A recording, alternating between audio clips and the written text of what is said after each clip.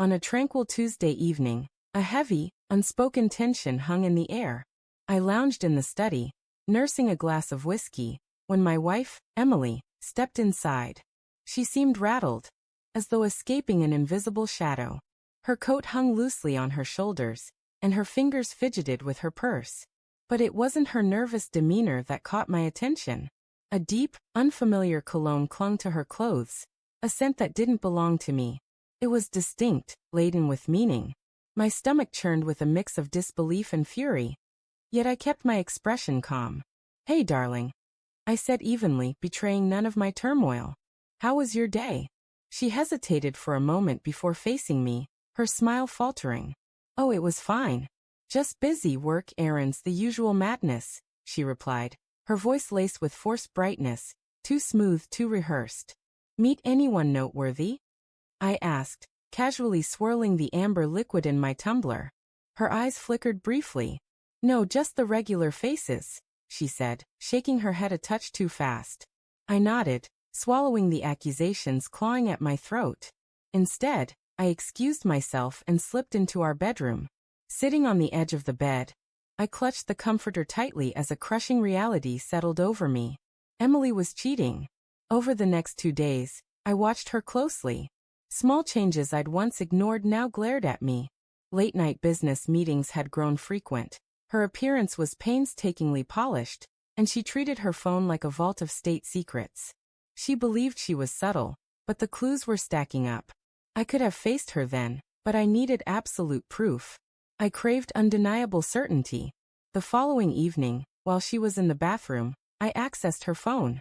Months of trust had revealed her passcode, though I felt like a trespasser as I sifted through her texts. It didn't take long to find the truth.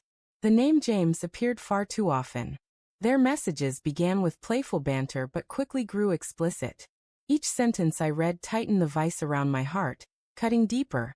There were pictures too, images that left no room for doubt. My hand trembled as I set the phone back in place. I had all the evidence I needed, but I didn't want a confrontation. I wanted revenge.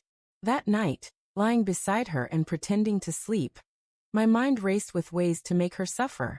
One idea shone brighter than the rest. I wouldn't yell, cry, or beg. Instead, I'd unravel the hidden world she'd so carefully built. The next morning, I called out sick from work and began my plan. I gathered every shred of evidence from her phone. Texts, images, call records, saving them meticulously. I even hired a private investigator to tail her and her lover. Within days, I had a dossier that could ruin her reputation. Then I turned to our finances. Emily had no idea how thoroughly I tracked our money. I knew every cent in our accounts, every investment, every weak point.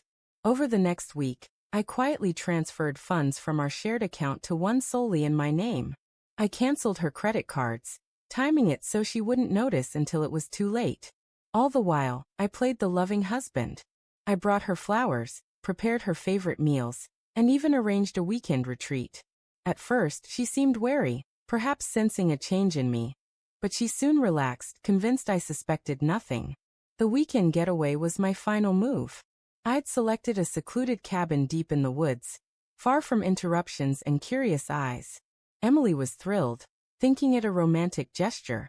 She had no clue it was the stage for her downfall. On the first evening, I cooked dinner and poured her favorite red wine. As we dined, I kept the conversation light, recalling our happier times. When she was at ease, I leaned back and locked eyes with her. "Emily," I said quietly, "how long have you been seeing James?" Her fork froze midair. Her face drained of color, and she set it down with shaking hands. I don't know what you're talking about," she stuttered.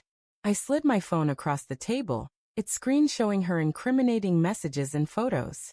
Her eyes widened as she scrolled through the proof. "It's not what it seems," she whispered, tears welling up. "Don't lie to me," I said, my tone cold. "I know it all." She broke down then, sobbing, begging for forgiveness. She claimed it was a mistake, that it was over, that she loved me. Her words felt empty, and I had no desire to forgive her. "You want to talk about love?" I said, standing up. "Love doesn't lie. It doesn't betray.